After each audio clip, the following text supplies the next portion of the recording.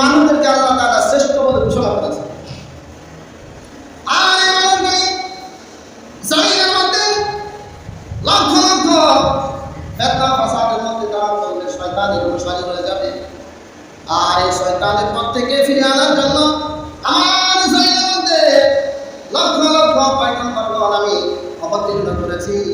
তারা সেই প্রেসক্রিপশনের মাধ্যমে, তাদের সেই দিক নির্দেশনার মাধ্যমে মানুষগুলি শ্রেষ্ঠত্ব মর্যাদা লাভ করবে।